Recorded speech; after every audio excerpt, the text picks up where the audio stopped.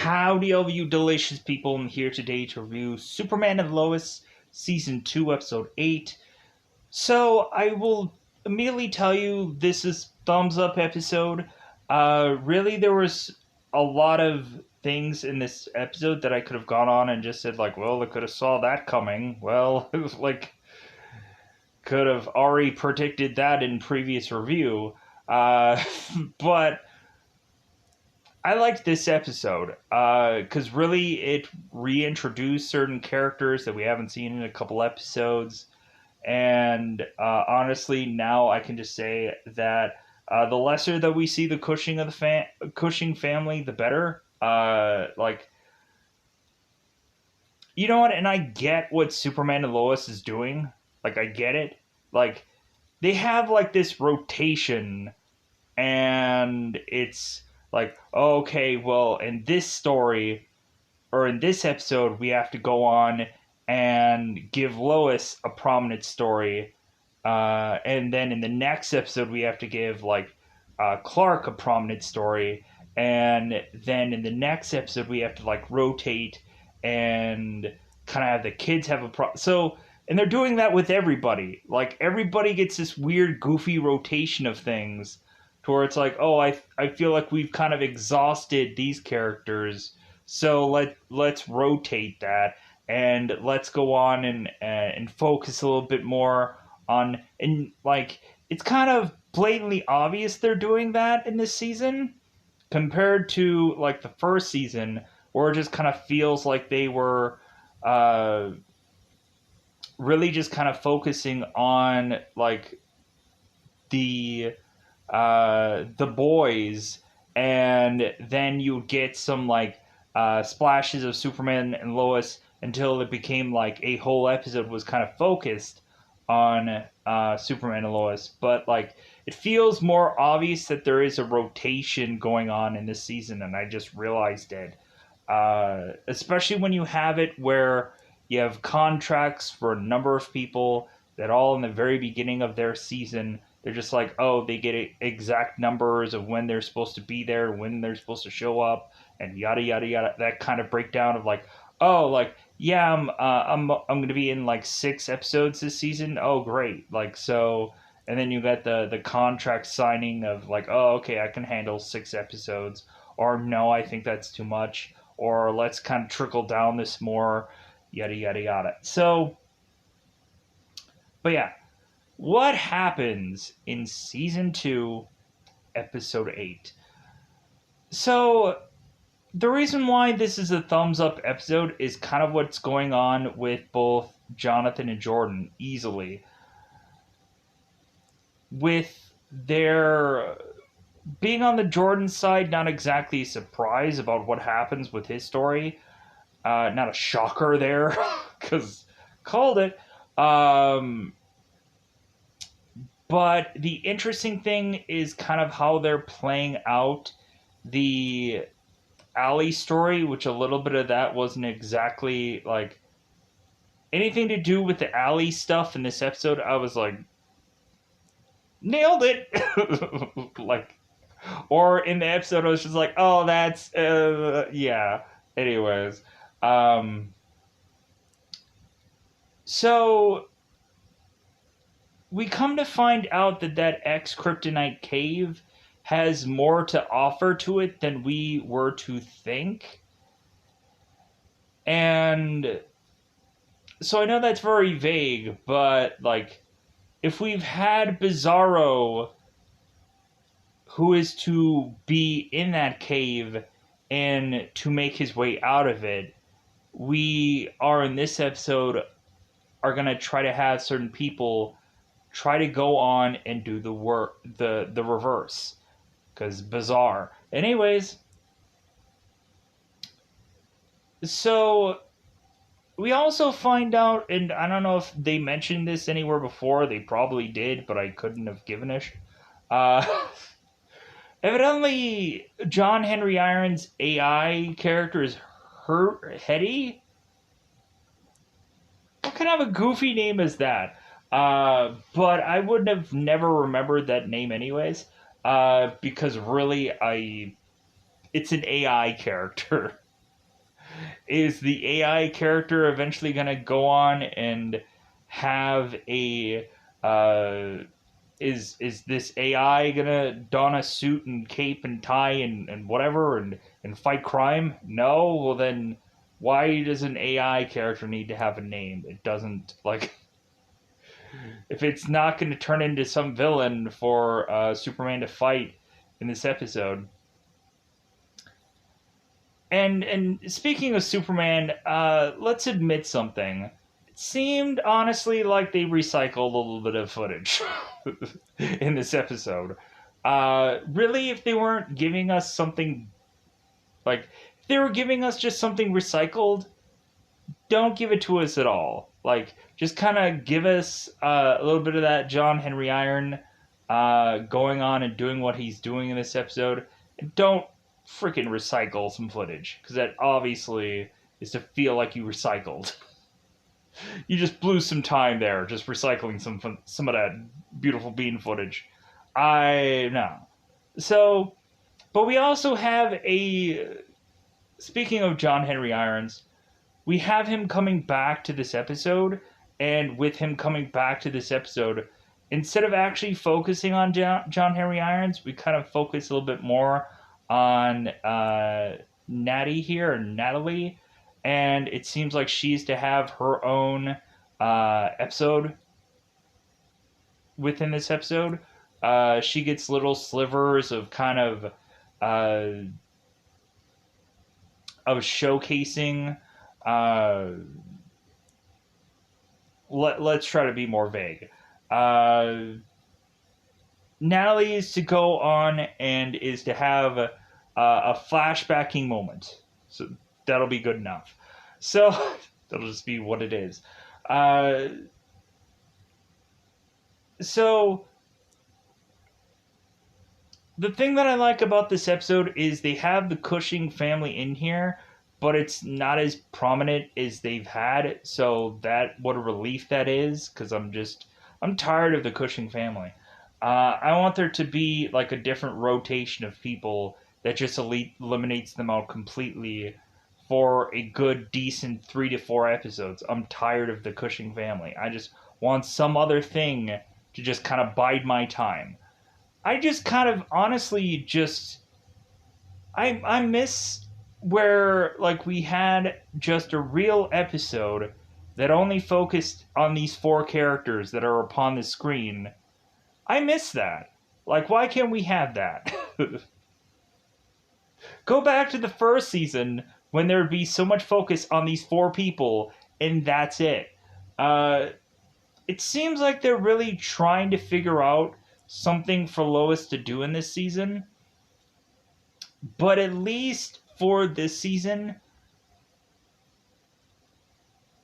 Lois might have better things, and I question that, to do in this season than she did in the first. Because, man, there can only be so many episodes where I would honestly just be like, I just don't like where Lois is going. And I kind of like the awkwardness in this episode where people are desperately wanting to get answers, or people are to kind of think back to a certain time where it kind of makes people just kind of uncomfortable and they don't really want to talk about it. To where it's just kind of like, I'm wondering if they're going to spend another episode of like, well, like, you know what, that one awkward moment, let's kind of backpedal and let's talk about it now. But anyways, so yeah, so the Jordan and Jonathan story in this episode is to probably be the best thing out of this episode, hands down. But again, we have like so many other like side things and like are kind of visually interesting in this episode also. But and here's the hilarious thing. So if you guys do not know from previous episode, Bizarro was killed. And here is the hilarious thing. when there is no Superman, there is Superman. That's being vague, but eventually when I get into spoilers, I'll talk about it. Because I just find this hilarious. It's like, wait a minute. So, as soon as you kill off Bizarro, of which I don't think that legitimately happened, I don't buy that. I can't buy that. And I'm waiting for them to come up with some magically delicious way. Even though they even said, they whispered sweet nothings, like saying in this episode that they're like confirming that Bizarro is dead. I don't freaking buy it. I don't buy that. That's garbage to me. Because you can always bring the character back. Because they, like, in the show, they always like to bring characters back. For whatever reason that doesn't even make sense. They just like to bring back because, like, hey, this, people liked this from previous season. Let's bring them back. Oh, yeah, that's great. But yeah, so when there is Superman, there is always Superman. So let's go into it. Let's talk about Superman and Lois. Let's go into that double five because I've already spent 11 minutes just talking about this episode very vaguely, going nowhere. So let's go nowhere because technically we go nowhere at a sliver of part of this episode. So let's go into spoiler time. Spoiler time. It's about the time again to go into the spoilers of episode. So, speaking of nowhere, let's talk about Natalie's little flashbacky story. Not that meant nothing. It was just like she legitimately. They say it in the show. Hetty goes and like Natalie's asking Hetty. It's like, "Hey, where are we?" And she's like, "Nowhere." That's legitimately what they say. So, like, the story just, like, it heads that direction. So, what we find out in this episode is that Natalie's world is to destroy itself. Like, her dimension is basically effed. And so I guess this world is to just weirdly be wiped out now. Did that have any effect from Henry going on and making his way to this other dimension?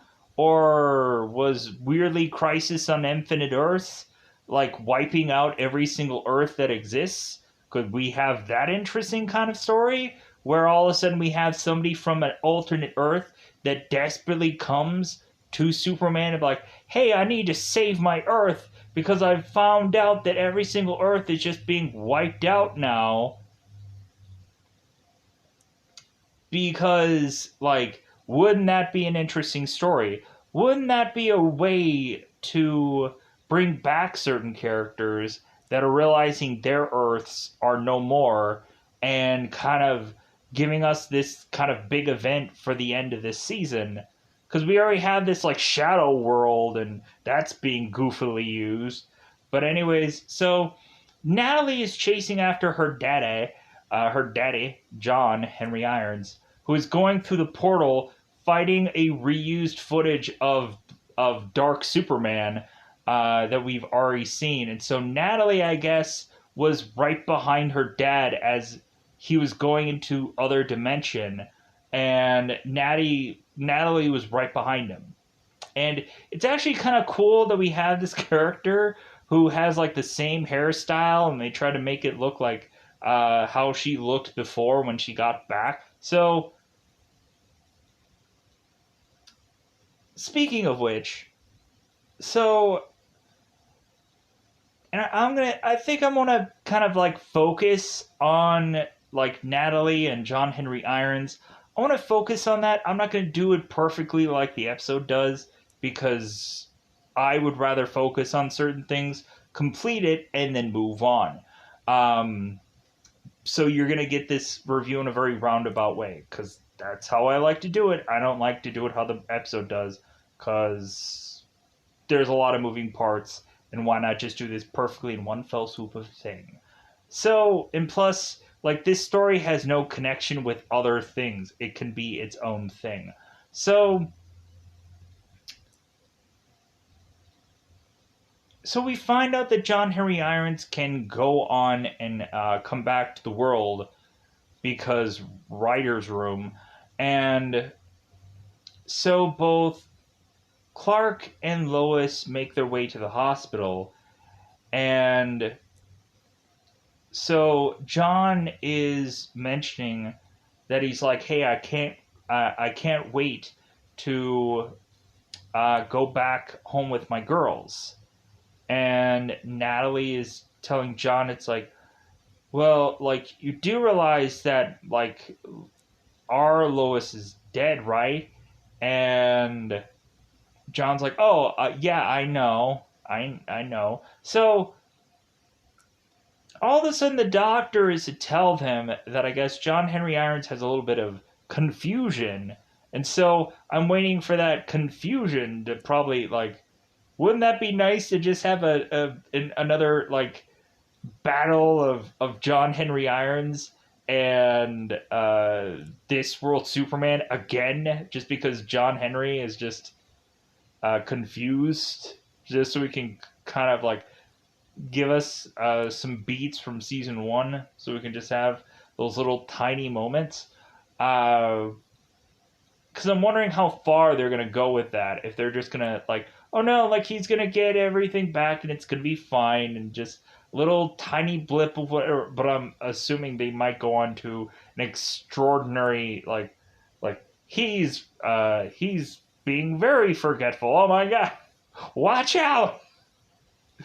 So because maybe it might go on, and him being within this new environment may have caused all this forgetfulness. I don't know. It might be that story.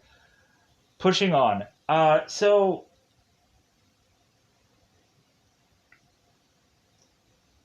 we have at one point where Clark is being Superman and is going on and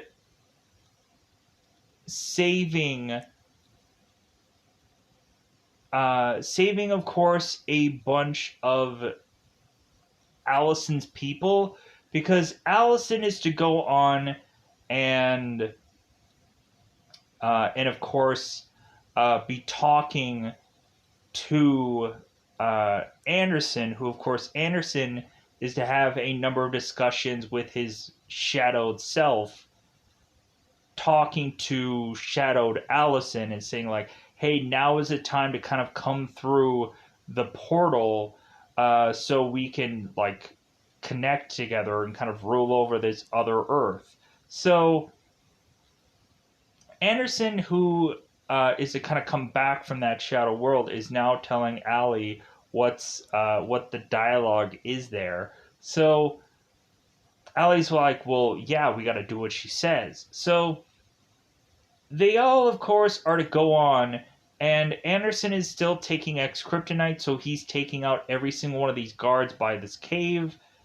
And later on, Sam is to try to call the guys who are at the cave, and he gets no answer, because technically right now Sam Lane is acting as if he is Anderson temporarily until they find a replacement for Sam here.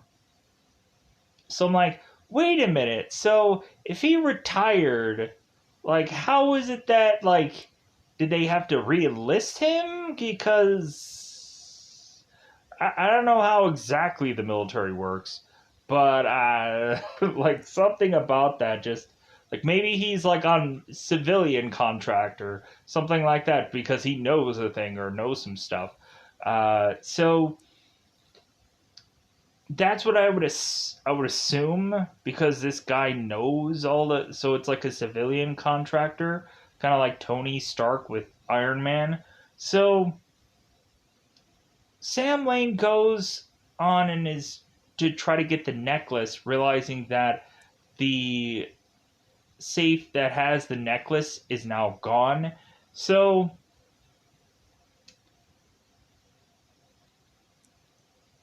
we also have a moment where like they're afraid of where Lucy is because she used to go on and say and have these kind of weird texts like she's saying goodbye forever kind of texts, and so they get kind of concerned. Sam is to track Lucy's cell phone to realize that it's at her home location. So it's like, okay, well, it seems like she's not going anywhere. So that's when like Sam kind of calls about the cave. We also had a moment where Lois was trying to go to Lucy's place, and Clark is to sense that, and so he has to kind of run off, change into his Superman clothes, to then go and find that Lois is peeking around. And so both Superman and Lois are having this embrace, and Lois is like, well, why does everybody run away from me? Like this all crying scene and so on and so forth. So because I think Lois is starting to feel like she's losing everybody.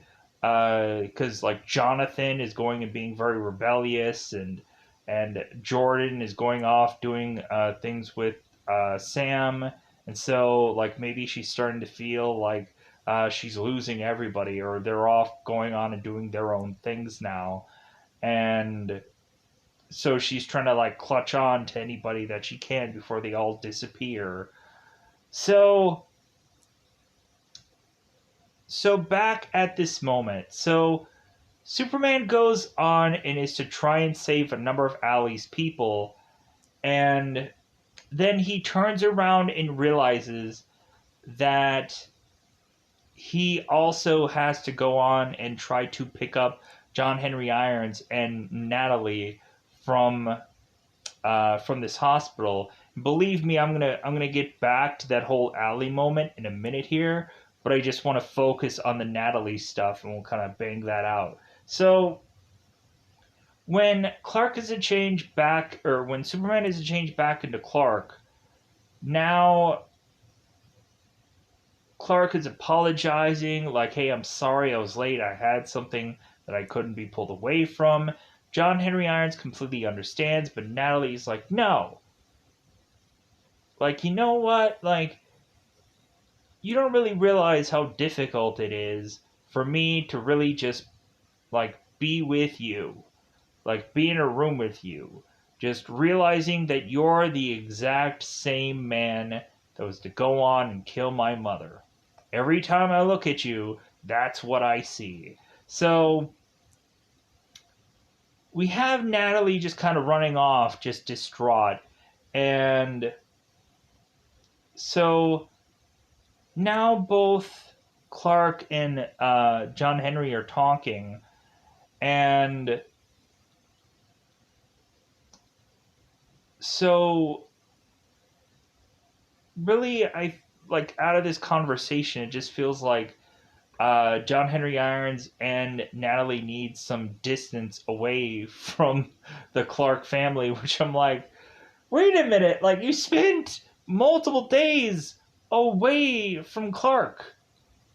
I never saw Natalie go in and like have one lick of one day with this family, but she even wants like more distance away from Clark.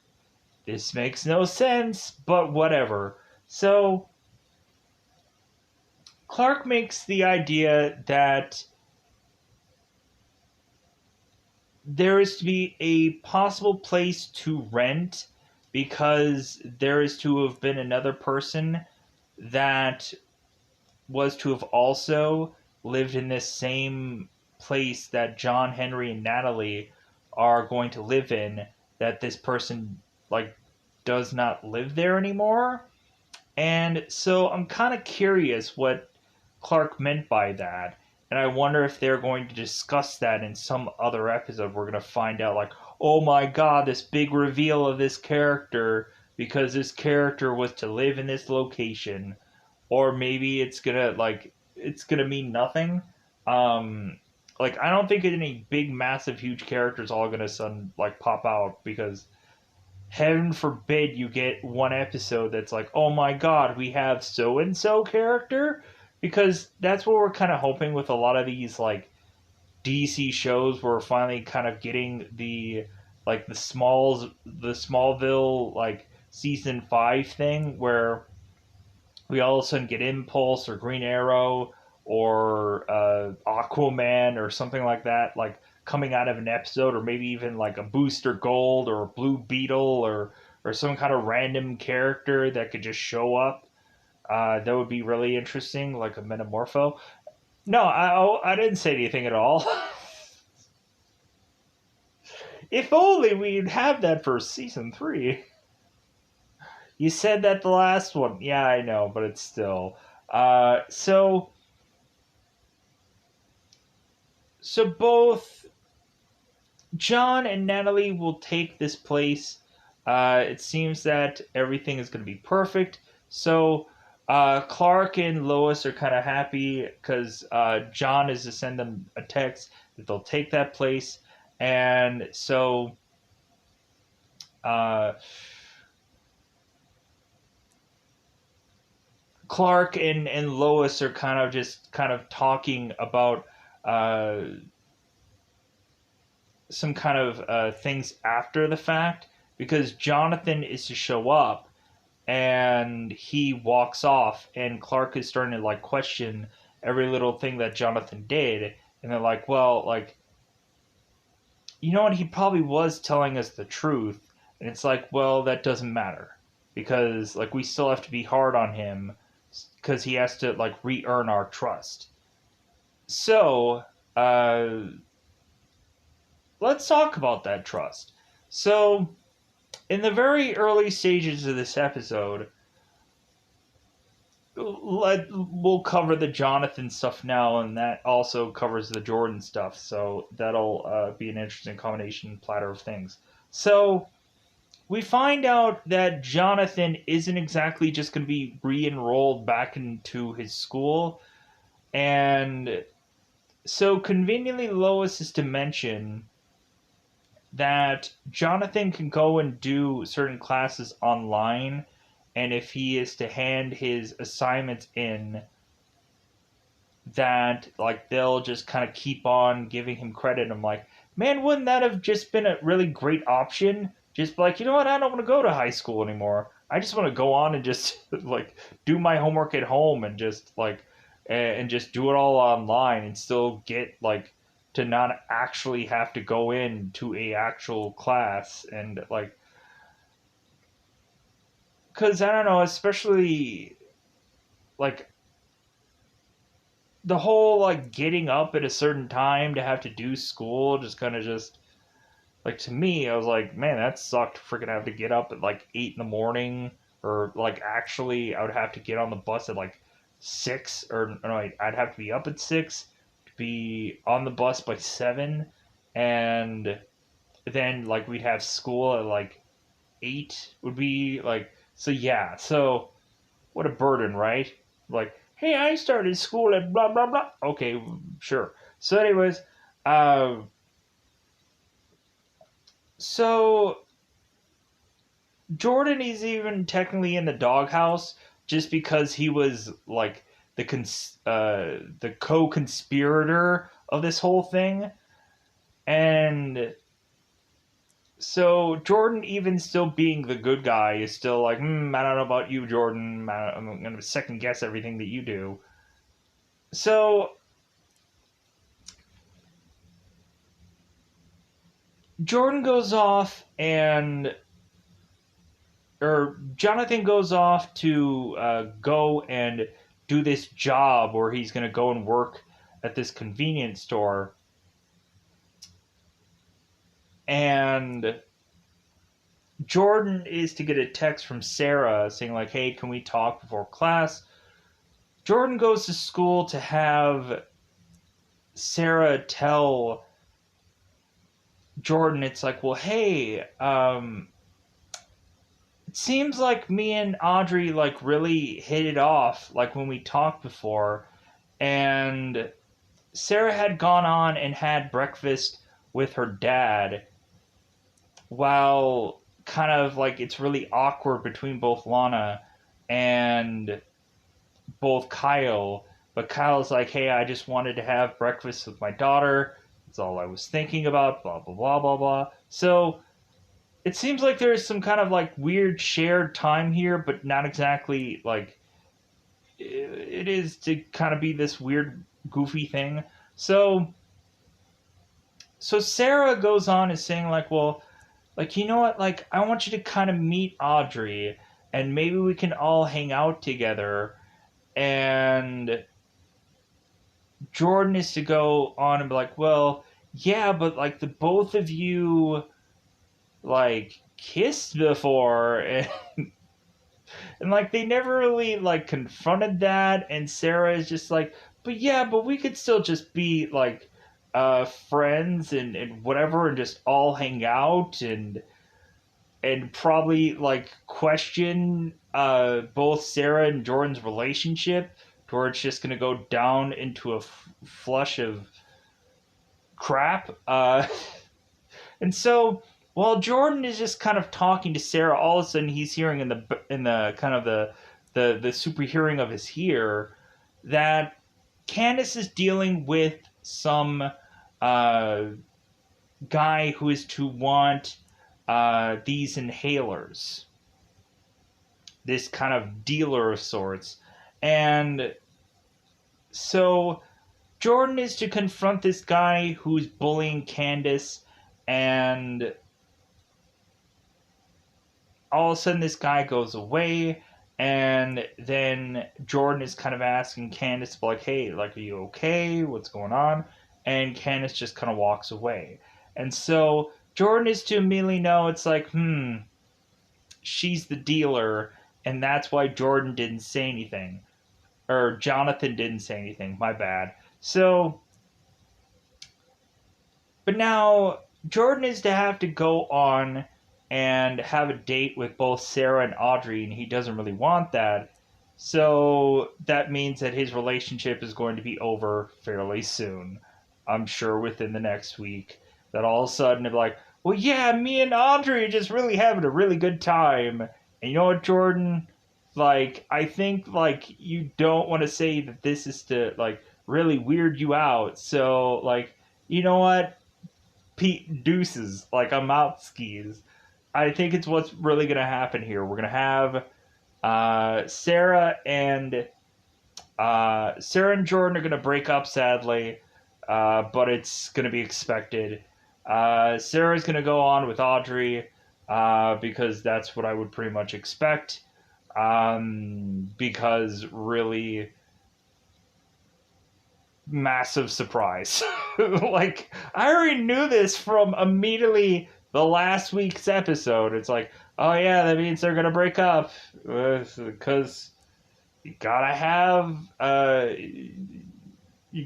it. You just like it's gonna happen. What a massive surprise! I could have immediately predicted that from a million episodes ago, but whatever. So I didn't think that this relationship was gonna last anyways, and if it actually does, man, what a massive surprise would that be?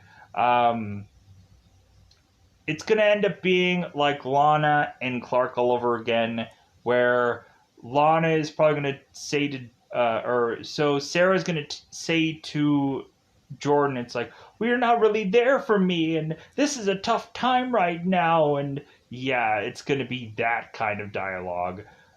So yeah, because Lana was to kind of give crap to Clark on Smallville when it's like, well, hey, like you have so many of these excuses and they never make sense. Like, why can't you just tell me, like, why you go off so much? And like, is it another woman? Is it someone else?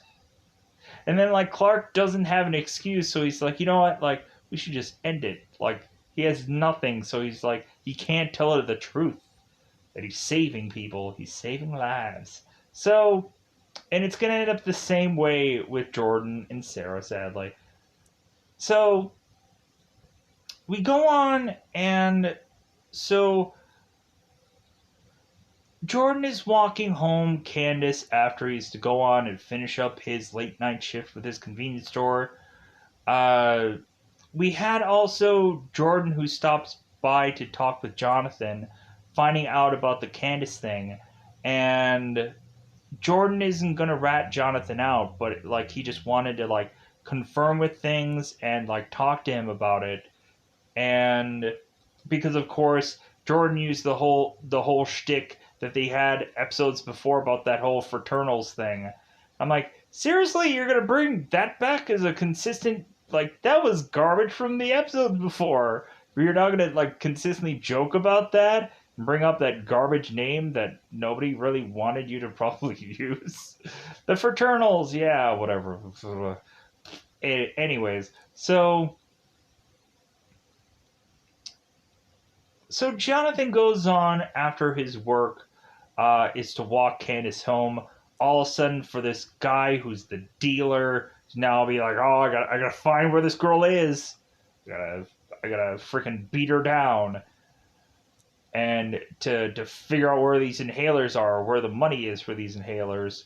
So, and of course, Candice doesn't have either. So we find out the reason why, like,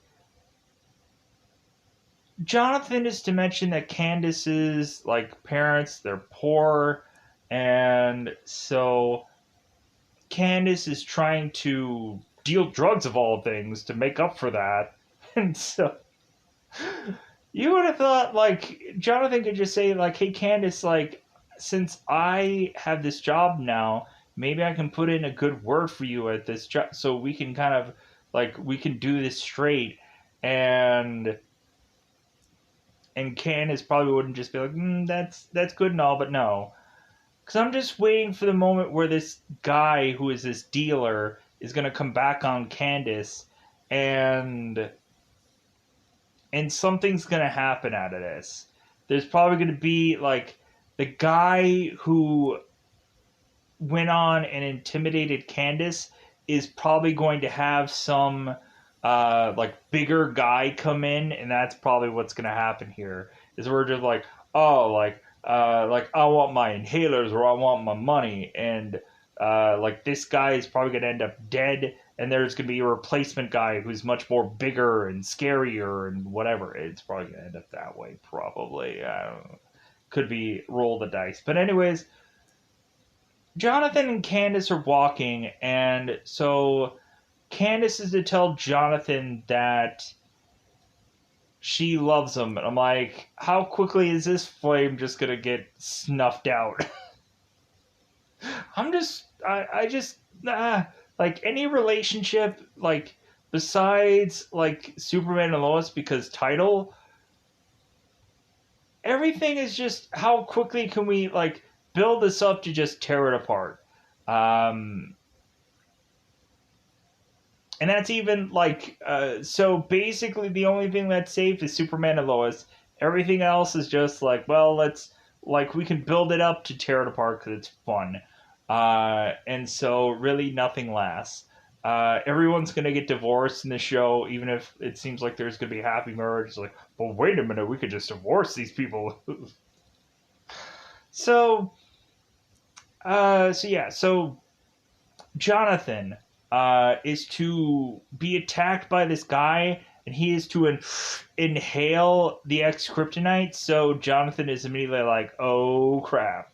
Like I'm not going to be able to take down this guy because I don't have X kryptonite."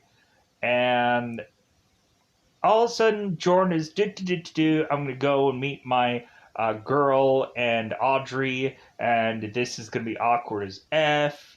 And like Jordan is already telling Jonathan that he's like, yeah, I don't want to do this. This sucks. And so as Jordan is right in the like eye shot of seeing both Sarah and Audrey together, You know what would have been a really amazing story if Sarah or Audrey would have seen Jordan walking up there, like, oh yeah, is that Jordan? Because you showed me a picture of what he looked like. And then all of a sudden Sarah notices that Jordan walked away. Man, would that have been interesting.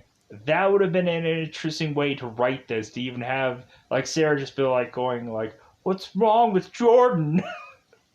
So Jordan is to hear out of the very vastly difference of superhearing is to hear this thing called Jonathan getting beaten the crap out of by ex Kryptonite guy. So Jordan comes super speeding in with now a hoodie. I can't tell who he is. He has a hoodie on. But again, glasses, no glasses. Glasses, no glasses. I couldn't tell who he was because he had a hoodie on. Yeah. So Jonathan couldn't even tell who it was because hoodie. He didn't know. He was confused. So Jonathan tells Candice to run because Jordan is now going to beat the out of this guy. Like we have this evenly matched thing going on here, but Jordan gets the win because Jordan is to, of course, use these powers more often. And really, when looking at it, Jordan can kind of wait this out for like the X Kryptonite to start to wear off, and Jordan can take full advantage of that. So,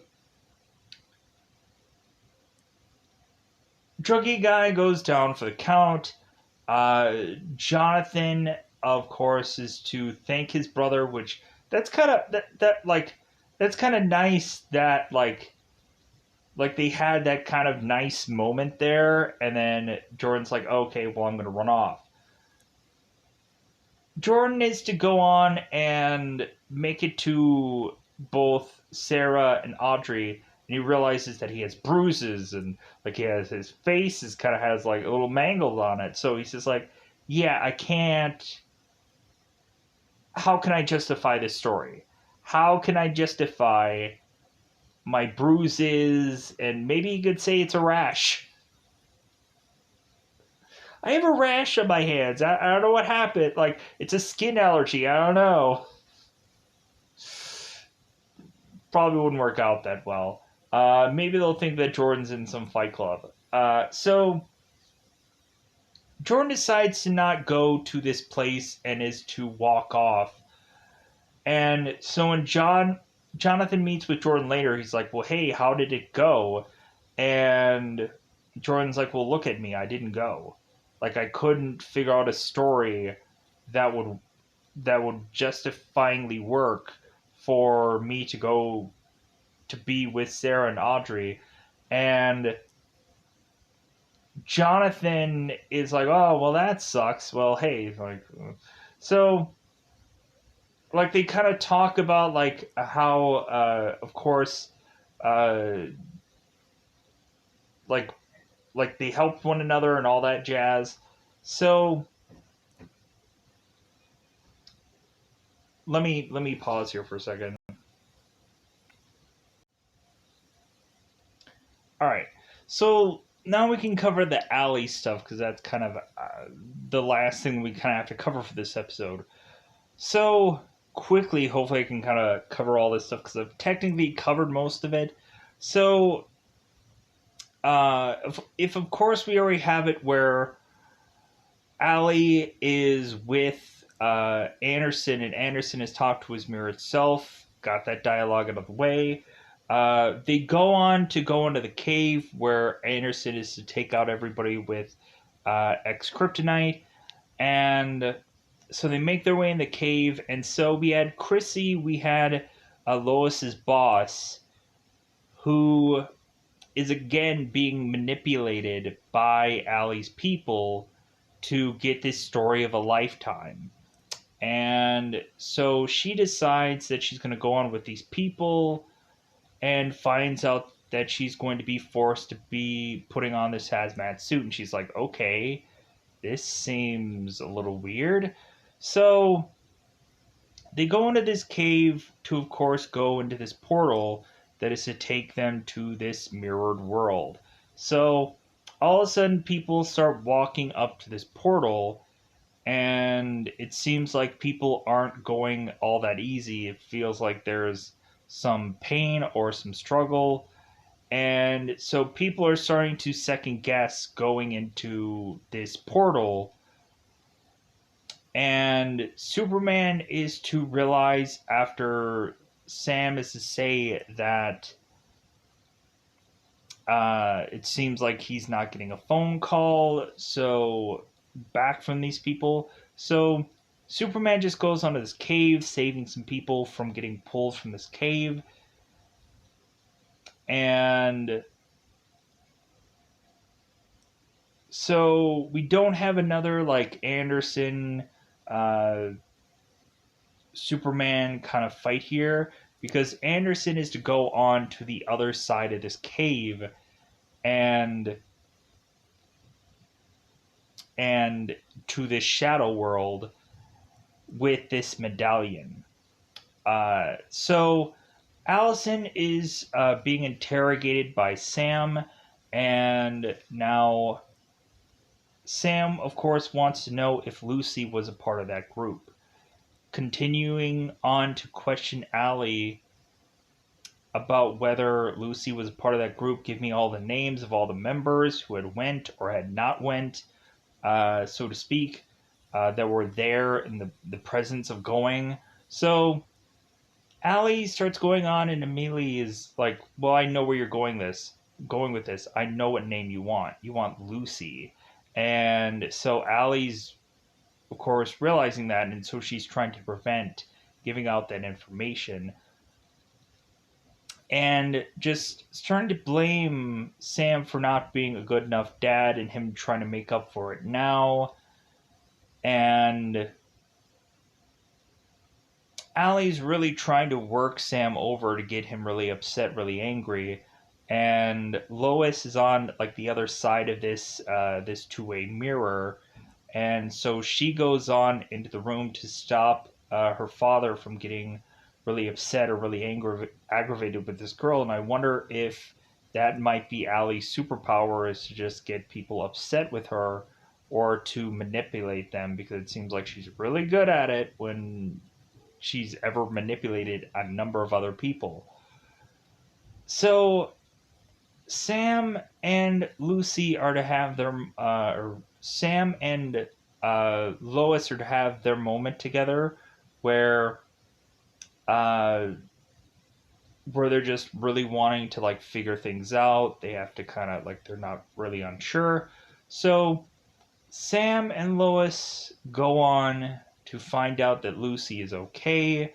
That she, of course, to mention Lucy is that she's like, you know what, like I almost went on with those people. I almost went and did this whole thing, but I realized that like this was all a mistake. That Lois was actually telling some things that kind of convinced me to kind of back away from this, and so I decided to leave. Like the guys had my phone, there was nothing I can do about that, but like I came back to you guys. And so it seems that supposedly Lucy is back to normal, and I'm like, bullshit. I didn't buy this whatsoever. And come to find out, Lucy is with Sam having a thing of tea, and come to find out, Sam's tea is drugged. He falls over. Lucy's like, well, yeah, I was the contingency plan in case Allie didn't go through the portal. So now Lucy is to kind of grab the keys to, I guess, free Allie so they can go through the portal together, so they can go in the shadow world. So I was like, yeah, I could have figured that out. I could have saw that coming. Um, for the story to play out the way it was. But this episode was pretty interesting. There wasn't much of any like real action going on in this episode, because of course, why would there be? Because freaking uh, this show tries to go out of its way to avoid doing some action moments for the most point. Uh, but let's also talk about Lana and Kyle quickly. So Lana and Kyle. Kyle has decided to try and help Lana with her debate things, and Kyle is like, well, you know all this stuff backwards and forwards about anything, any single thing that they'll ask you about any of this stuff. Really, all it's going to come down to is the whole family values thing. That's what it's really going to come down to. So we have Kyle kind of like really questioning Lana about what she's going to say about their marriage falling apart. So Lana kind of swerves it to just go on and be like, well, I'm gonna put my family like first, like I put this town first, and yada yada. So like she kind of figures out a way to like outmaneuver it and outsmart it, and then eventually Kyle drops Lana with like, well, do you ever feel like you're ever going to forgive me for what I did, is a question that they're probably going to ask you. And Lana's like, because Lana is still technically hurt by that, and she kind of mentions that with Kyle. uh and Kyle is fine with Lana like saying that she technically was hurt by that. It's like, well, at least you said something. Kyle is to say that he no longer is to live in the firehouse and that he has his own place, and Lana's like, well, that's great. Kind of just to like, because if Lana is possibly going to move on, Kyle might as well also. Just kind of like, not exactly just like he's probably immediately thinking that this is never going to work again. He's probably tried too many times to have this work, and it just may never work again. And so Kyle has to just kind of get what he can get at this point, and like that's it. So I don't know. We'll see in future episodes what happens with that. But like, I'm not going to focus too much more on the Kyle Lana thing, just because like I think in other episodes will focus probably on that more because they have nothing better to do. Because John Henry Irons and Natty are to be in one episode, so that means they'll take another what, like another episode or another 2 episodes to just say like, yeah, they're really focused on rebuilding that home that they've rented out. So like, we're writing them off for another episode or two. Like, of course you will, because if they're if the irons are in the next episode, I will be surprised, because I think there's going to be so many other things that they have cooking in the oven that's going to go on and be in the next episode. I'm assuming that Jordan's relationship is going to be another episode. Possibly figuring out who the next villain is for Jonathan is going to be a thing. And forcing Jonathan to do this kind of shady stuff is probably going to be somewhere down the road an important thing. Uh, and then confronting Lucy, and it's going to be a whole Lois thing, is probably going to be somewhere down the line in the next episode, if not like somewhere in the episode after that, probably. But anyways, I'm going to get out of here. This video is far too long anyways, so goodbye everybody. Bye everybody.